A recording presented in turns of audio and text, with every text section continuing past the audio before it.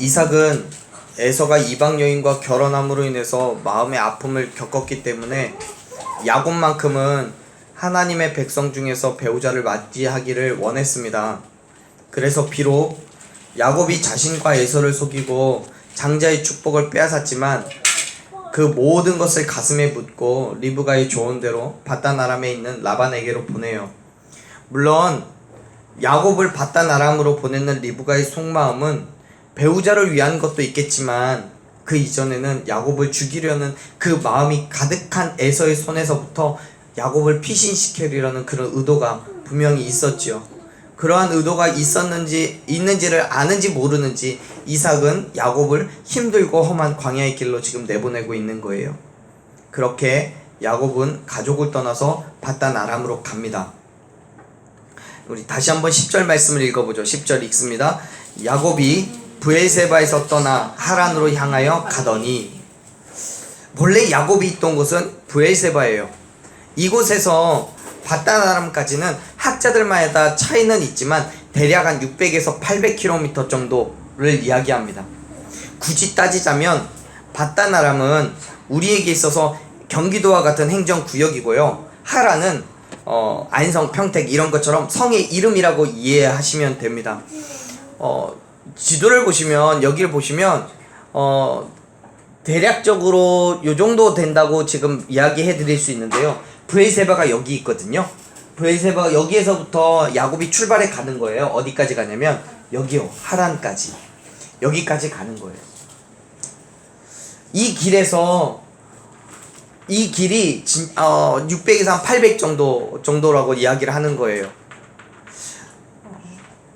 브엘세바에서 야곱이 하나님의 천사들을 꿈에 본 베델까지는 약 96km 정도, 한 이틀 정도 거리예요.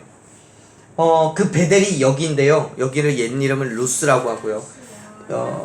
여기가 브엘세바니까 요 정도 거리인데, 하란에서 브엘세바에서 하란까지 거리려면 여기예요. 여기 요만큼. 아직 갈 길이 먼 거죠.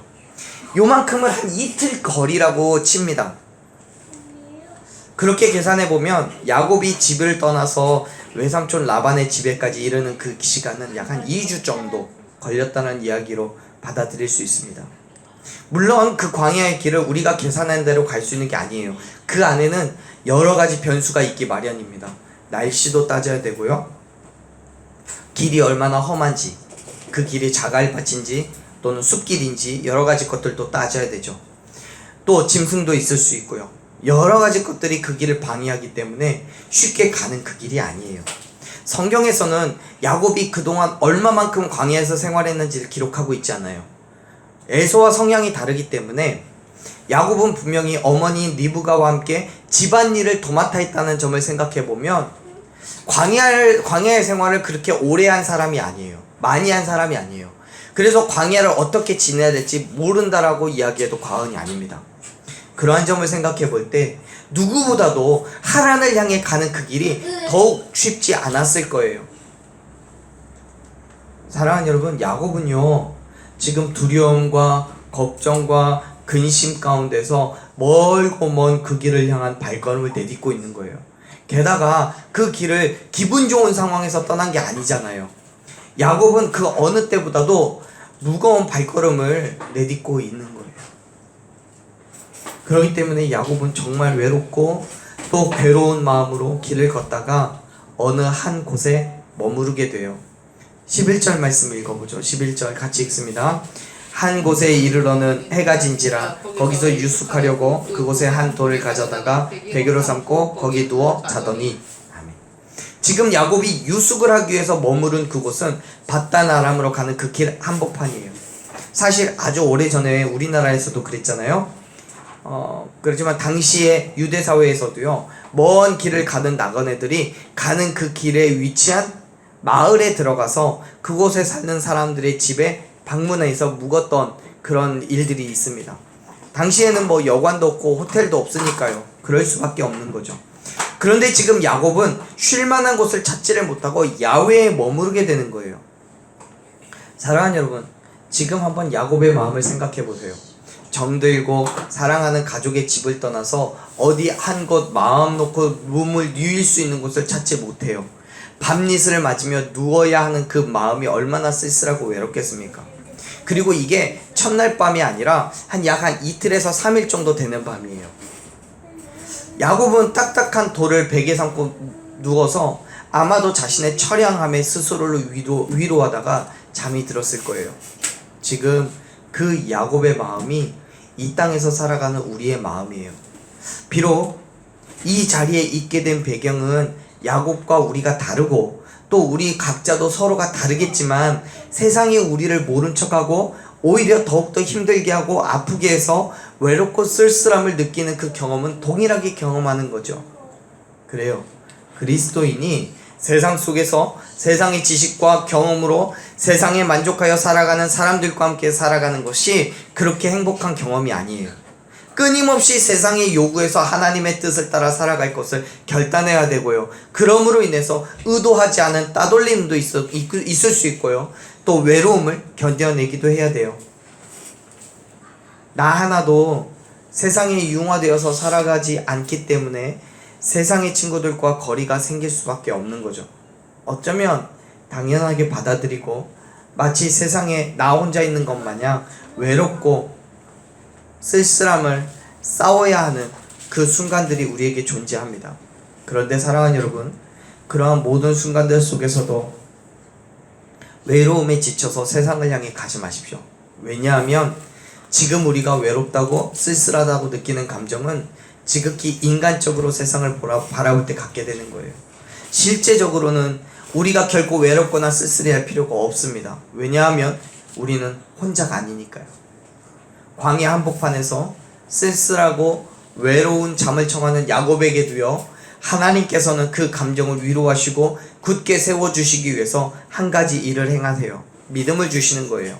12절 말씀에 이렇게 이야기합니다. 12절 같이 읽습니다. 꿈에 본즉 사닥다리가 땅 위에 서 있는데 그 꼭대기가 하늘에 닿았고 또 본즉 하나님의 사자들이 그 위에서 오르락 내리락 하고. 하나님께서요, 꿈을 통해서 야곱에게 말씀하시는데 그 꿈은 땅에서부터 하늘까지 사닥다리가 놓여져 있고 그 위를 하나님의 사자라 불리우는 천사들이 오르락 내리락 하고 있는 거예요. 이 꿈을 가지고 많은 학자들이 의미하는 바에 대해 논의하는 게 사실이고요. 누구는 이 사닥다리가 아니라 계단이라고 말하기도 하고, 또 누군가는 하나님의 사자들이 오르락 내리락 하는 이유에 대해서 여러 가지 의미를 부여해요. 그런데 누가 되었던 학자들이 이 꿈에 대한 의미를 담아내는 그 메시지, 이 꿈이 주는 메시지는 분명합니다. 뭐냐면 하나님께서 야곱과 함께 하시고 그의 앞일을 하나님께서 주관하시겠다라는 거예요. 그게 이 꿈이 주는 메시지예요. 그 사실을 어떻게 알 수 있냐면 13절 14절에서 하나님께서 직접적으로 야곱에게 그렇게 말씀하시기 때문이에요. 13절 14절 말씀에서 이렇게 이야기합니다. 한번 같이 읽어보죠.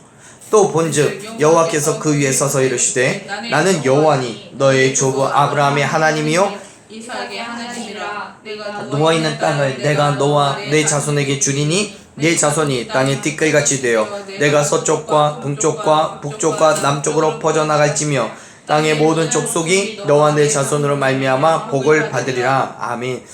여러분, 하나님께서는 야곱의 꿈에 등장하셔서 그렇게 말씀하시는 거예요. 나는 여호와인데, 내 이름은 여호와인데 너의 할아버지인 아브라함에게 아브라함과 언약을 맺은 하나님이고 그 언약이 이삭에게까지도 전달시킨 그 하나님이야.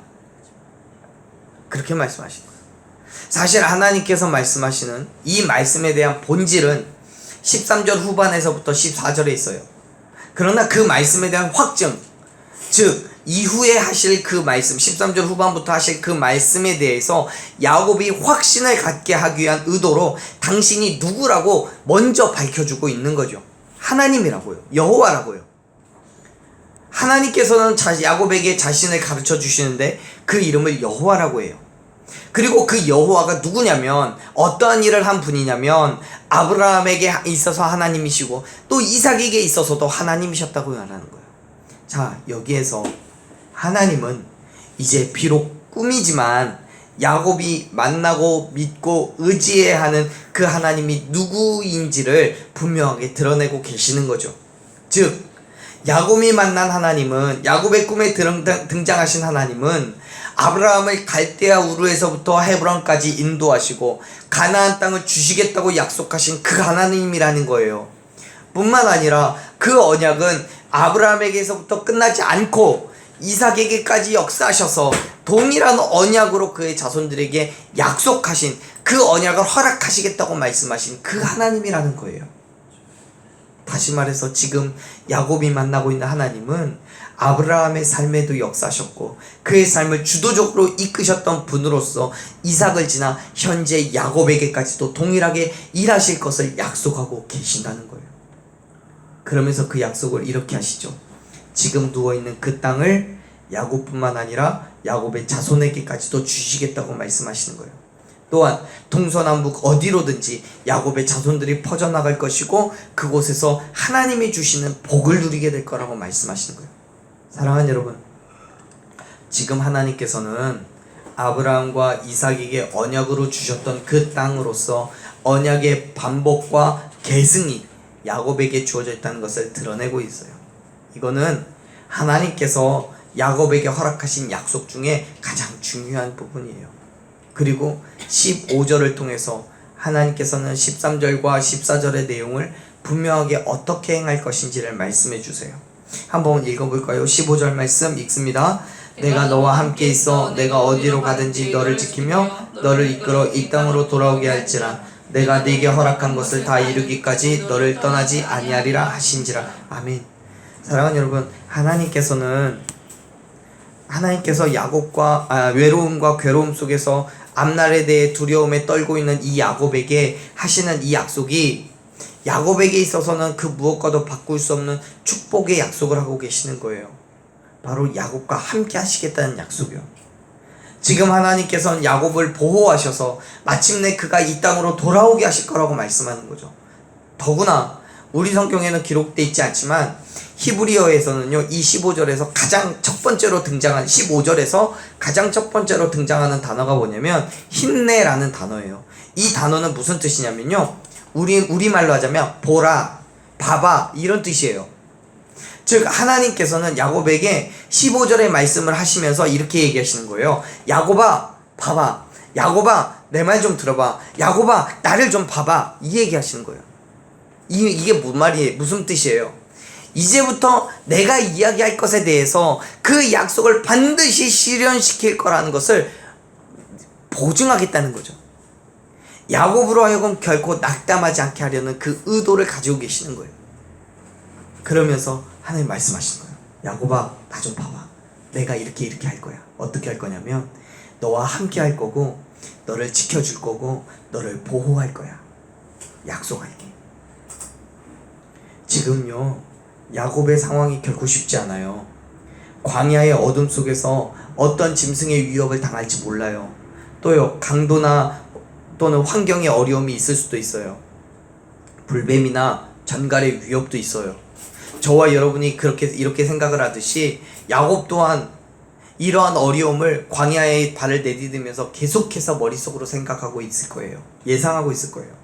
그러나 그때 하나님께서 그에게 꿈으로 15절처럼 말씀하시는 것은 언제가 될지는 모르겠지만, 알 수는 없지만 하나님의 때가 되어서 약속하신 그 모든 것을 이루실 때까지는 야곱의 생명, 내 생명이 결코 상하지 않도록 하시겠다라는 확신을 갖게 하는 거예요. 그래요. 하나님께서는 야곱을 이 땅으로 돌아오게 하실 거라는 그 약속을 지키시기 위해서 야곱의 생명을 해하지 않게 하실 거예요. 다치지 않게 하시고 죽임당하지 않게 하시고 그의 삶에서 풍성하신 축복을, 하나님 주신 축복을 누리게 해 주실 줄로 믿으시길 바랍니다. 그 약속을 지금 하나님께서 하고 계시는 거예요. 그렇다면 하나님의 이 약속이 믿어진다면 야곱은 바단 아람에서 외삼촌 라반을 만나기까지 또 그 이후에 다시 브엘세바로 돌아오기까지 모든 어려움과 아픔과 괴로움 속에서도 참아내고 견딜 수 있는 소망이 그에게 주어진 거죠. 그리고 여전히 하나님께서는 저와 여러분에게도 동일하게 약속하십니다. 우리가 어디로 가든지 하나님께서는 저와 여러분을 지키시고 하나님의 나라 가운데로 돌아오게 하실 줄로 믿으시길 바랍니다. 왜요? 하나님께서 야곱에게 허락하신 것이 있으시듯 저와 여러분에게도 허락하신 것이 있기 때문입니다. 이 교회에 하나님께서 허락하신 것이 있기 때문이에요. 그렇기 때문에 이제는 더 이상 이 땅의 환경 때문에, 물질 때문에, 주변의 많은 것들 때문에 고민하고 걱정하고 염려하지 마십시오. 허락하신 것을 이루기까지 하나님께서는 결코 저와 여러분을 떠나지 않으시고 지키시고 보호하실 것을 믿으시길 바랍니다. 우리의 모든 환경을 주님께서 주관하시고 우리의 생명에 해하지 않도록 저와 여러분의 모든 삶에 하나님의 놀라우신 은혜가 있을 줄로 믿습니다. 야곱은요, 잠에서 깨어서 하나님의 임재하심을 깨달았다고 고백해요. 이렇게 말씀합니다. 16절 말씀 같이 읽습니다. 야곱이 잠이 깨어 이르되 여호와께서 과연 여기 계시거늘 내가 알지 못하였도다. 아멘. 야곱이 말하는 거예요. 잠이 깨서요. 하나님이 여기 함께 나와 함께 계셨는데 내가 알지를 못했다고요. 여러분, 사실 야곱은 정말 잠을 잔 거고요. 야곱이 꿈을 꾼 것도 분명해요. 그럼에도 불구하고 지금 그곳에 하나님의 임재를 확신하고 있는 이유는 뭡니까? 분명히 꿈인데요. 야곱은 그 꿈을 통해서 하나님이 주시는 진정한 위로를 경험했기 때문입니다. 그 위로를 경험했기 때문에 하나님께서 지금 이곳에 임재하셔서 내 마음을 만지시고 나와 함께 하시고 내 삶을 지키시고 보호하신다라는 분명한 확신을 가지고 있는 거예요. 여러분, 그렇다고 오해하지 마세요. 하나님께서 야곱에게 하신 위로가 거짓과 속임수로 장자의 축복을 얻어냈고 그 문제로 쫓겨나다시피 광야로 나온 것에 대해서 괜찮다고 내가 다 위로하겠다라고 말씀하시는 게 아니에요. 지금의 힘듦과 괴로움, 그 외로움 등에 대한 그의 감정을 위로하고 계시는 거죠. 네가 분명히 잘못한 건 맞아. 아버지인 이삭을 속이고 형인 에서를 속여서 장자의 축복을 빼앗은 게 잘못된 거야. 그리고 너는 그 잘못 때문에 광야의 힘든 길을 걸어가야 돼. 그럼에도 불구하고 나는 너와 함께 할 거야. 너의 도움이 될 거고 네가 가는 길을 인도할 거야. 물론 너의 죄에 대한 대가는 반드시 치러야 돼. 그러나 그것이 너의 생명을 취하지 않도록 너를 보호할 거야 라고 말씀하시는 거예요. 사랑하는 여러분, 저와 여러분을 사랑하시는 하나님은요, 우리의 죄된 모습 속에서도 여전히 사랑하고 계심을 믿으시길 바랍니다. 사랑하시기 때문에 우리의 죄의 문제 때문에 감당해야 되는 그 무게 속에서도 무너지지 않도록 지키시고 보호하고 계심을 믿으시길 바랍니다. 오늘도 하나님은요, 이곳 가운데 임재하셔서 우리를 인도하시는 거죠. 오늘 또 하나님은요, 우리가 눈 떠서부터, 잠에 취해 있는 그 순간 속에서도요, 우리와 함께 하셨고 우리를 지키셨고 우리를 보호하셨음을 믿으시길 바랍니다. 오늘 하루를 살아가면서도요, 하나님께서는 우리가 나아갈 그 길을 먼저 가시고 그 길 속에서 모든 위험과 어려움과 힘듦 속에서도 우리를 지키시고 보호하셨어요. 그래서 우리의 생명이 끊어지지 않도록, 위협당하지 않도록 보호하셨음을 믿으시길 바랍니다. 그게 우리를 향한 하나님의 사랑인 거죠. 야곱은요, 하나님의 임재에 대한 분명한 고백으로 이렇게 이야기합니다. 17절 말씀 읽습니다. 이에 두려워하여 이르되 두렵도다. 이곳이요 이것은 다름 아닌 하나님의 집이요 이는 하늘의 문이로다 하고. 지금 야곱이요 두려워하고 있는 게 있어요. 그 두려움은 무엇 때문입니까? 하나님의 임재를 받기 때문에요. 하나님의 역사하심을 받기 때문에요. 다시 말해서 이 두려움은요, 공포가 아니에요. 내가 죽을지도 모른다라는 그런 공포가 아니에요. 하나님의 거룩한 하나님의 임재를 경험했기 때문에 두려워지는 거예요. 종교적인 두려움이에요. 마치 모세가 떨기나무에서 불로 임재하신 하나님을 보고 두려워했던 것처럼요. 마치 이사야가 거룩한 하나님을 배웠기 때문에 나는 이제 죽을 거라고 고백하는 것처럼요.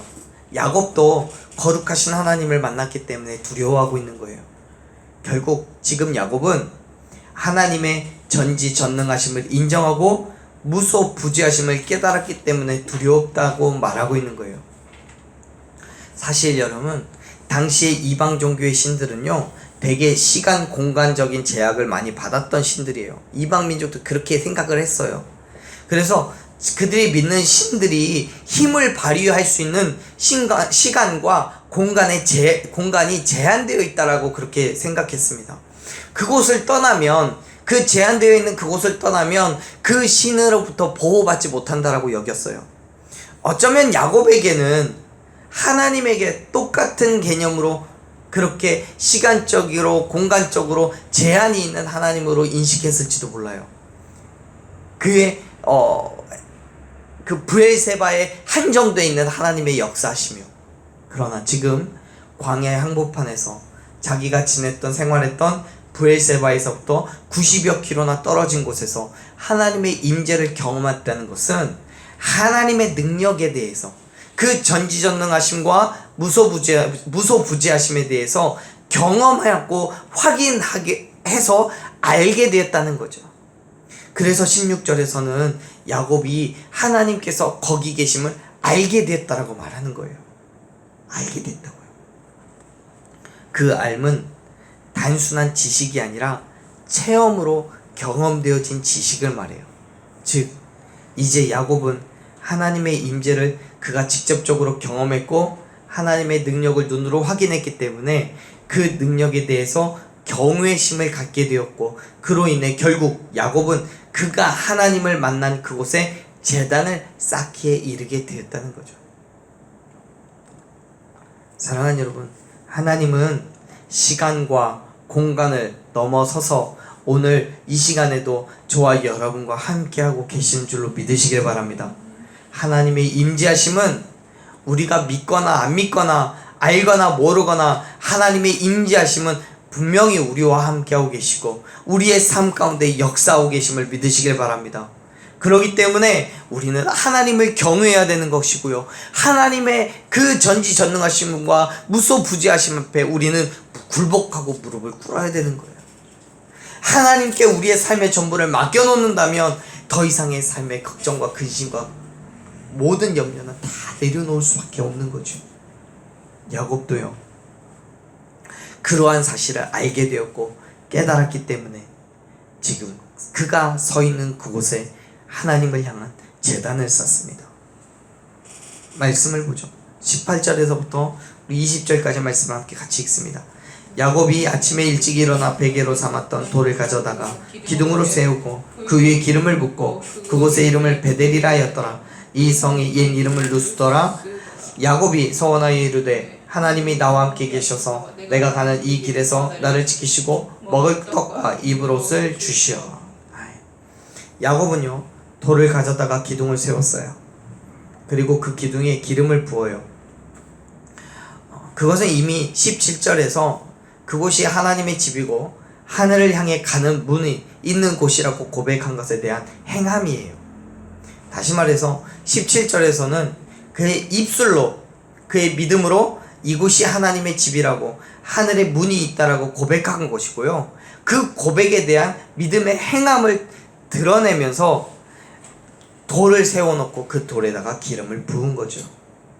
뿐만 아니라 그 돌이 영원토록 그곳에 서 있음으로 인해서 그곳을 오고 가는 모든 사람들, 그리고 또 야곱에 대한 이야기를 듣는 모든 사람들이 알 수 있도록 선포하고 있는 거예요. 하나님이 분명히 그의 삶 가운데 임재하셔서 역사하셨다는 사실을. 뿐만 아니라 그 돌에 기름을 부었다는 것은 거룩하게 구별해서 하나님께 드렸다는 거예요. 그건요, 사실 돌만 구별해 드린 게 아니라 자기 자신까지도 구별해서 하나님께 드린 거예요. 돌을 세워놓고 기름을 붓고 그곳을 하나님의 제단으로 삼아서 하나님을 향해 예배한 거죠. 그래서 야곱이 본래 루스라고 불렸던 그곳의 이름을 베델이라고 이름을 고쳐 불러요. 베델이 뭐냐면 하나님의 집이라는 뜻이에요. 하나님의 집이요. 그거는 그 후에 야곱이 하나님의 약속대로 모든 시간이 지나고 다시 이 땅으로 돌아올 때에 하나님 앞에 제사를 드리는 처소, 혹은 하나님의 지어서 영광을 돌리겠다는 약속이고요. 그 믿음을 담고 있는 지명이 되는 거예요.